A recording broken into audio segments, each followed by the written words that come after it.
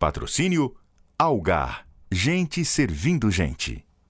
Incentivo. Lei Estadual de Incentivo à Cultura de Minas Gerais. Olá, está no ar mais um programa dedicado à história, à memória e à cultura de nossa cidade. Começa agora Uberlândia de ontem e sempre. São mais de 30 anos de atividades em um dos bufês mais tradicionais da cidade, o Vila Verde.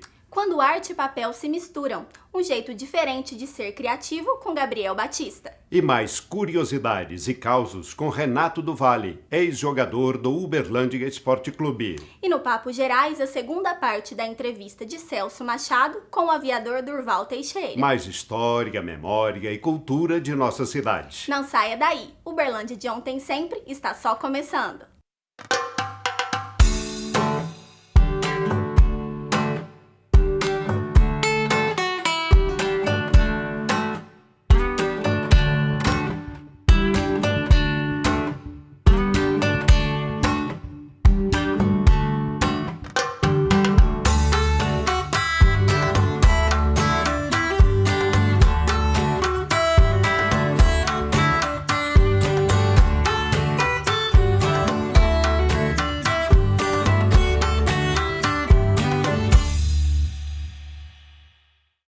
Um passeio pela história do buffet Vila Verde. O início, o porquê do nome e as mudanças com o depoimento de uma das protagonistas desta trajetória. Confira.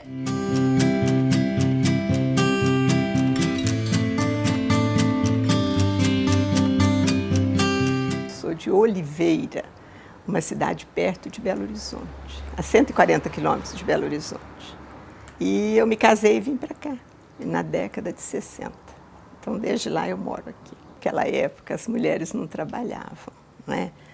Os maridos eram os grandes provedores e a gente já casava sabendo disso, que casava para ter uma casa, filhos, não é? E eu fui assim até a década de 80. Nessa época que eu comecei a trabalhar. E como meu marido trabalhava em restaurante a vida toda, e nós começamos um empreendimento novo, e aí eu comecei a participar nessa época.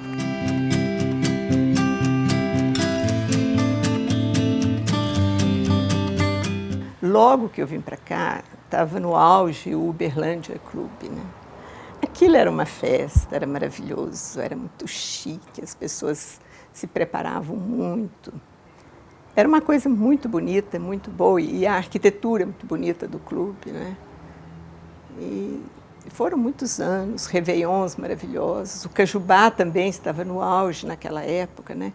Tinha festas lindas, coisas muito boas. E também passou, né? Hoje em dia ainda existem e tal, mas não tem mais aquele glamour que tinha antigamente. On the beaten road, far from all I've known. Na época que começou o Vila Verde, então nós tínhamos uns sócios, que era o Hélio e a Celina, e eu e ela começamos a mexer com uma doceria, com uma casa de chá, e foi muito bom, foi uma época muito boa. E lá nós tínhamos a doceria na entrada, depois tínhamos uma pizzaria que tinha bastante outros pratos além da pizzaria, e no fundo tinha um restaurante, que além de restaurante também fazia festas, casamentos, mas as pessoas ainda frequentavam muito o restaurante naquela época, não é? E aquilo foi diminuindo também, essas frequências, porque começou a aparecer o self-service. Ele foi um fator da época da cabana para cá, o que fez a gente procurar uma opção mais popular foi o aparecimento do self-service, porque ele era um divisor, né? Era uma opção boa e barata e rápida para as pessoas que queriam fazer uma refeição rápida e não queriam pagar muito, né? E aquilo mexeu muito no ramo de restaurantes. Aí as pessoas tiveram que se readaptar e começar a fazer aquilo diferente, dar uma forma diferente que era feito.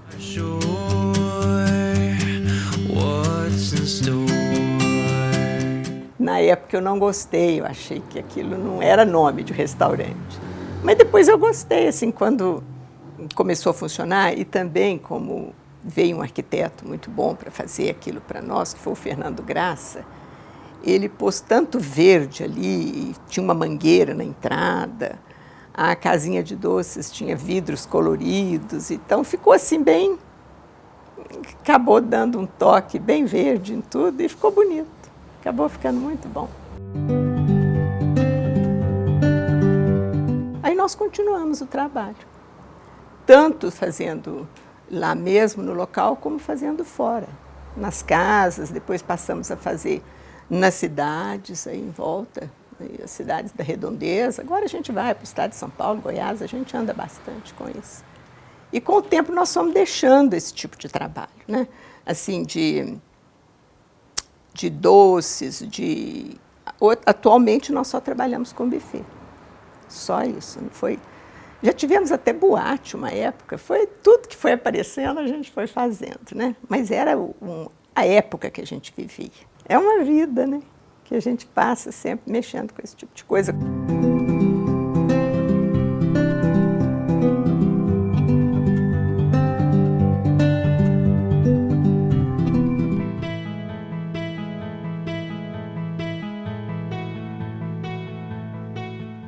A parte mais importante na detecção do câncer mamário seria o autoexame. A própria paciente, a própria mulher, ela se autoexaminar. Desse tipo de patologia de câncer da mulher, o que mais mata atualmente é o câncer de mama. Quer dizer, de todos os cânceres da mulher, o que mais mata é o de mama. Então, isso aí, talvez em virtude do trauma da paciente, quando ela detecta um pequeno carocinho no seio ou alguma anomalia, ela fica com aquela horror de ser um câncer de mama e o horror dela é tão grande, com medo de ter que ser extirpado a mama, então ela foge, ela vai adiando. E quanto mais ela adia, menos chance ela tem de ficar curada. O preconceito maior advém da estética feminina. Quer dizer, a mama é um órgão sagrado para a mulher, né? Então é ela que dá aquela estrutura feminina, ela que amamenta o seu filho, é ela que caracteriza a mulher enquanto ser humano.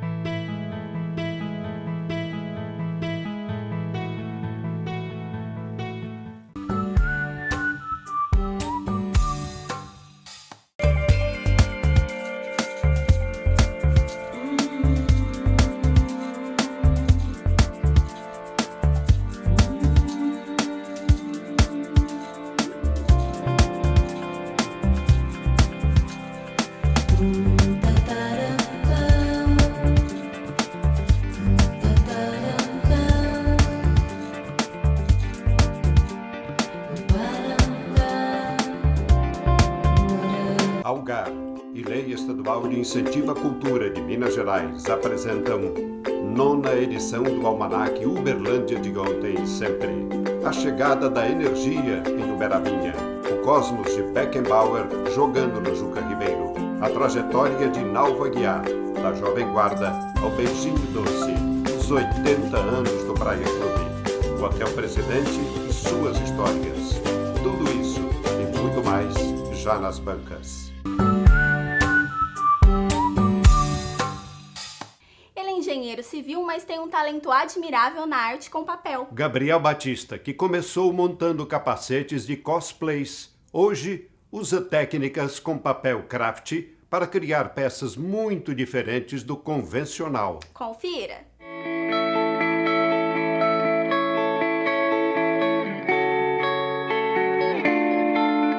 Comecei tem uns 7 anos mais ou menos, estava no colegial. Eu comecei fazendo capacete, cosplay e tal, gostava muito, mas só hobby, nada comercial não. Fiz engenharia civil, formei ano passado.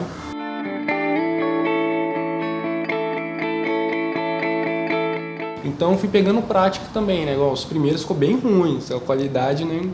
Cheguei a jogar a peça fora também, porque nem dava para usar. Daí fui aprimorando.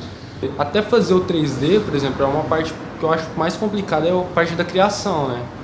Tem que criar e você já tem que criar com base sabendo que, não, vou montar aquilo ali, então tem que ter um método mais prático para me montar também. Não adianta eu fazer uma peça muito complexa que eu não vou dar conta de montar. Eu tenho que fazer a criação, fazer o 3D da peça, recortar a peça no programa, imprimir a peça, recortar o papel, riscar o papel todinho com estilete, depois dobrar, colar e montar a peça.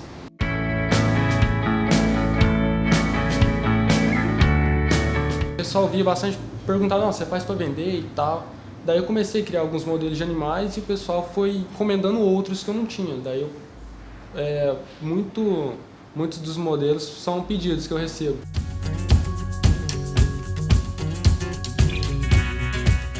É uma área que eu gosto bastante, quanto o serviço assim eu não me preocupo.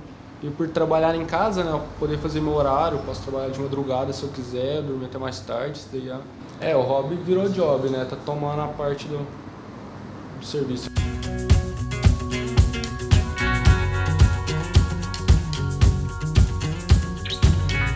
E no quadro Chutes e Pontapés, mais lembranças do futebol uberlandense com Renato Vale.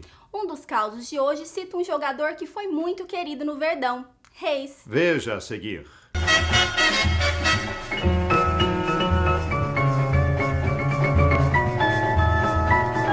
Bem, no nosso Chutes e Pontapés de hoje, a gente continua com o Renato, um dos grandes goleiros, relembrando as suas histórias no futebol e compartilhando com todos vocês. Mas me conta uma coisa, diz que naquela época o Reis, que era o nosso ponta esquerda, ele tinha uma vida noturna complicada. É verdade que a concentração dele muitas vezes era na cadeia? Ó, teve uma vez que realmente foi quando eu tenho a impressão que foi quando inauguraram a cadeia lá, que hoje é o 16º lá. Quando inauguraram, o delegado era o Prata, né? Era o delegado Prata, então telefonaram para a diretoria e disse, eu tive que prender o Reis, eu estava arrumando a arengação aqui, era quinta-feira. Aí disse, como é que tá a cadeia? Não havia, não tem ninguém. Disse, deixa ele até domingo aí. Ele entrou em campo, acabou com o jogo, como sempre, né? O Reis era fabuloso, um jogador extraordinário, mas se levasse a carreira a sério, seria um dos grandes pontos esquerda. Eu nunca vi. Ele fez o Pedro Paulo cravar a chuteira naquela parte de madeira do alambrado, né? Na época do Fuca Ribeiro. Era embaixo assim, era madeira, em cima era aquele alambrado de arame. Pedro Paulo do Cruzeiro deu um carrinho nele, ficou com cravo de chuteira lá. E se machucou e entrou o Lauro, né? E é interessante que esse jogo eu estava presente, foi um jogo com o Cruzeiro, né? Ficou 0-0, e o Cruzeiro na época de Raul, né? De Disseu Lopes, Tostão, Piazza, né? Natal. E podia fazer só 2 substituições. E naquele dia, as 2 substituições foi o lateral direito. Primeiro o Pedro Paulo teve essa jogada, entrou o Lauro, e depois tiraram o Lauro e puseram o Neco, porque o Lauro não estava aguentando marcar o Reis. Aí depois, nem o Neco, mas aí não tinha jeito mais de trocar. Deixa eu emendar uma outra do Reis aqui. Eu tinha ido para o Atlético e foi o primeiro jogo que eu joguei contra o Uberlândia lá no Mineirão. E o Humberto Monteiro estava machucado, ele não ia jogar o Sabará. O Sabará era um negão forte, uma perna assim, igual do Roberto Carlos. E ele fazia muita brincadeira. Ele disse assim, eu passo no guete aqui para ficar todo lustroso e tal, não sei o que. Ele brincava muito, né? Aí de vez em quando ele ia lá na parte lá da cozinha, tomar um leitinho para engrossar as canetas. Falei, rapaz, você vai pegar o Reis amanhã. Deixa comigo. Falei, então tá bom. Começou o jogo, o Reis deu um pique, deixou ele lá para trás, a bola saiu pro córner, assim, ele veio perto de mim. O que faz com esse homem? Vai dar um tiro nele. Ué, não tem outra coisa para fazer não. Cadê o revólver? Dá um tiro nele.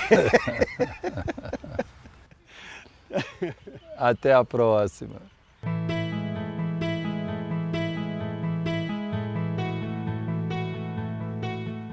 A parte psíquica, em que influencia numa predisposição à lombalgia, doutor?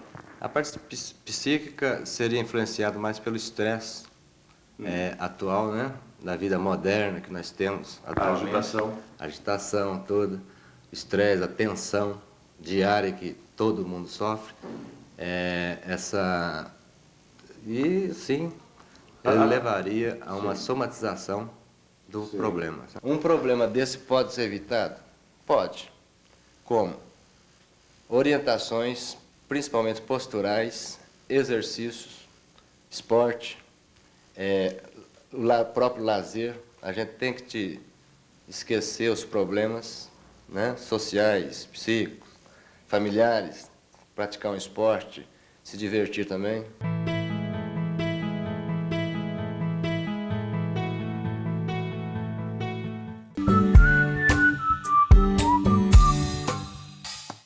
Algar é um grupo empresarial fundado em 1929.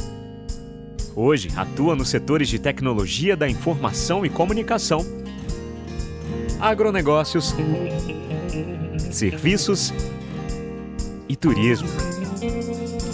Nossos 24 mil talentos atendem a mais de 2 milhões de clientes em todo o Brasil, Colômbia, Argentina e Chile, sempre com o propósito de servir.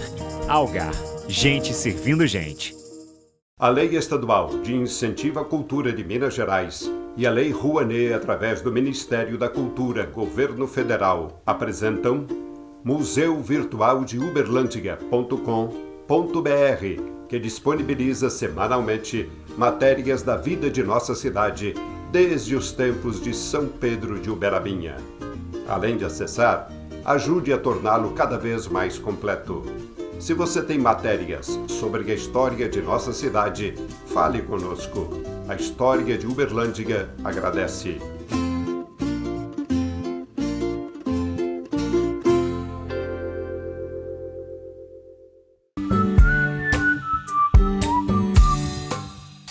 E no Papo Gerais, a segunda parte da entrevista de Celso Machado com o aviador Durval Teixeira. Veja, é logo a seguir.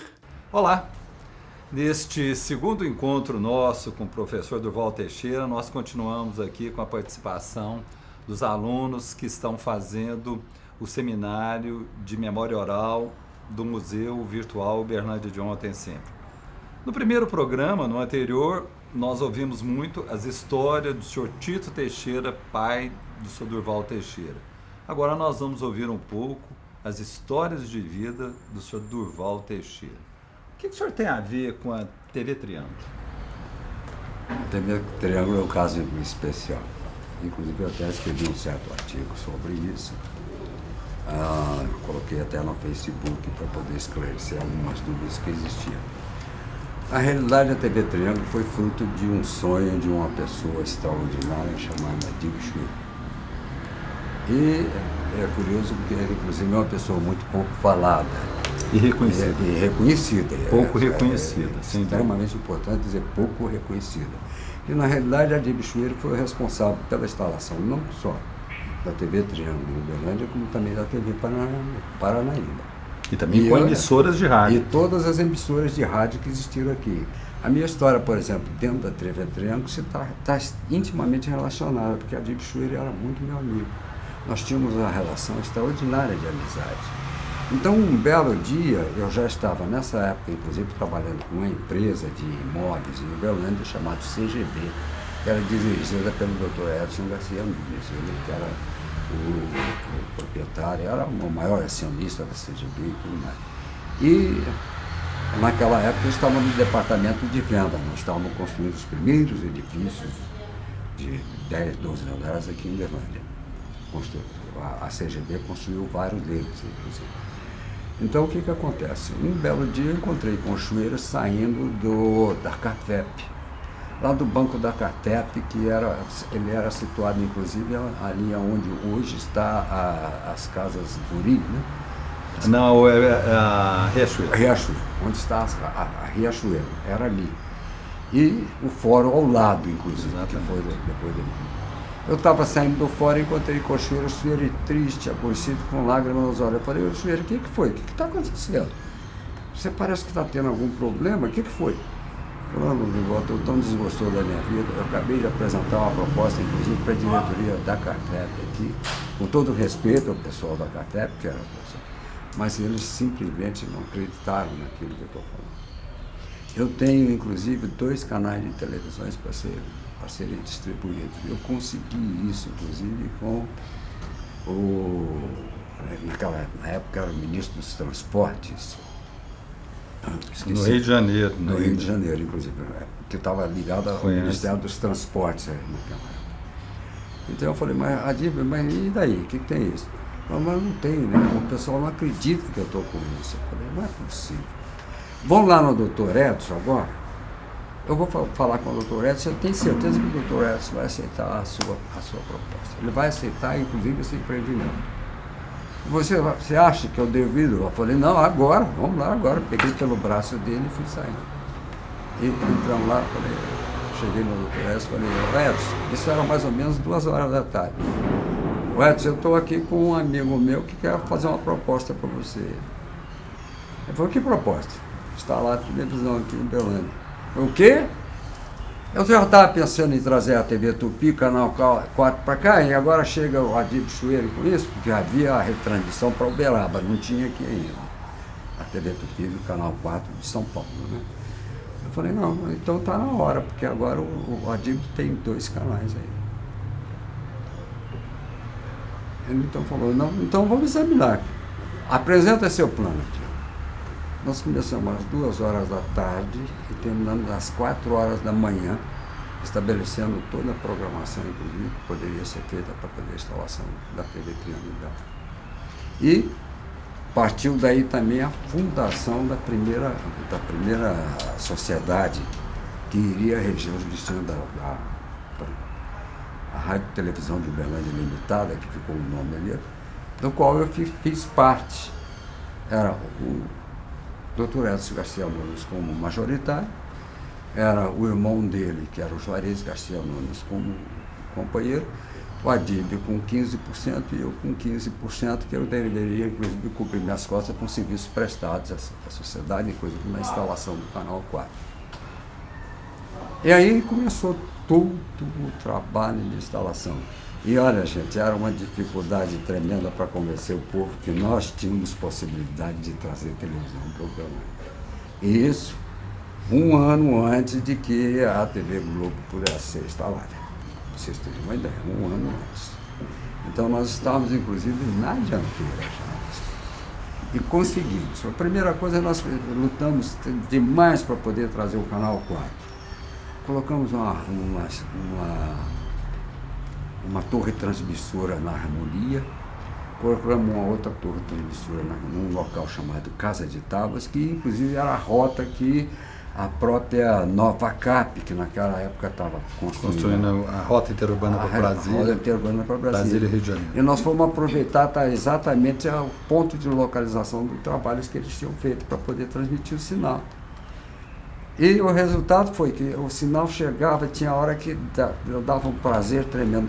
Eu ficava a noite toda esperando um sinal que prestasse para poder retransmitir, inclusive da Casa de Tábua, que era perto de Uberaba, para a Harmonia, que era perto de Uberlândia. E era um custo, e vinha som, e não vinha imagem e não vinha som, e isso era tremendo. E muda de transmissor, faz um transmissor mais potente, faz isso. Não dava certo. Só vou fazer um parênteses para o senhor. Nessa época, eu me lembro, a gente assistia um jogo de futebol, você não sabia para que time estava torcendo. Era verdade. Nós conseguimos, com uma felicidade raríssima, transmitir um show da Ângela Maria, naquela época, que era inclusive sucesso nacional. Ah, era ótimo. E, inclusive, a TV Eldorado, com o Bolinha, também conseguiram trazer, que hoje o Faustão é o Bolinha de antigamente.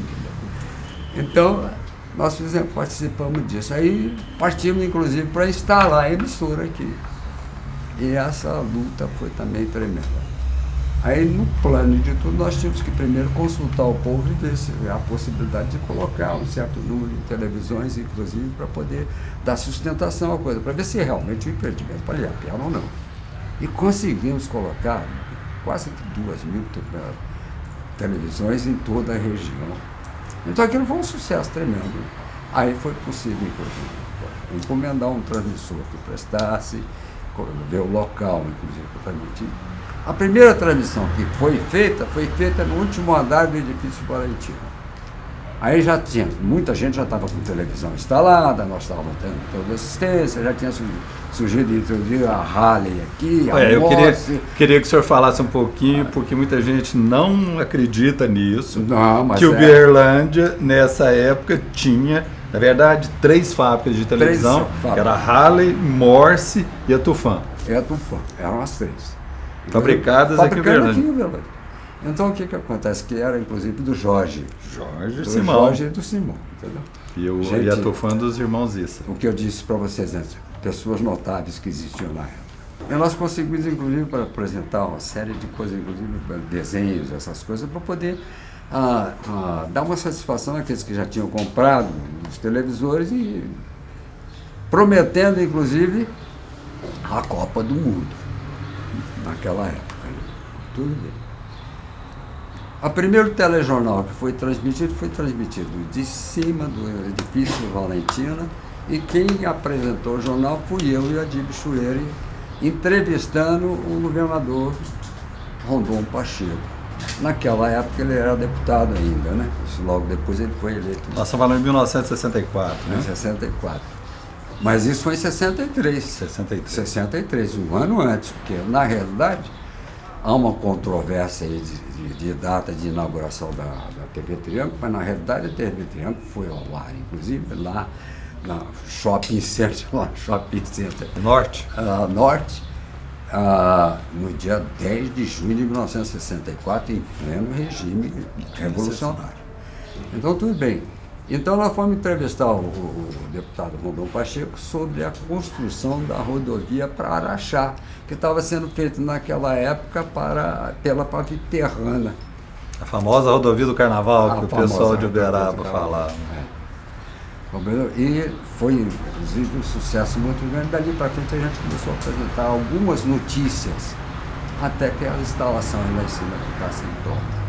Essa é a história, inclusive, da TV Triângulo. Eu fiquei na TV Triângulo até 1965, depois eu tive que deixar a TV.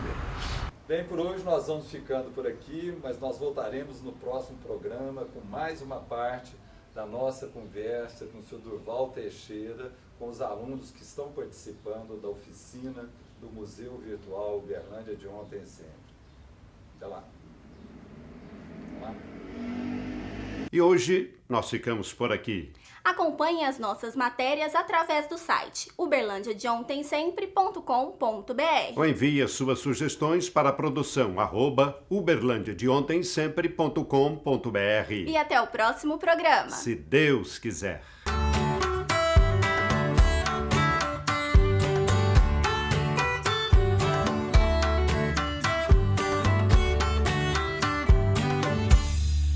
Patrocínio Algar. Gente servindo gente.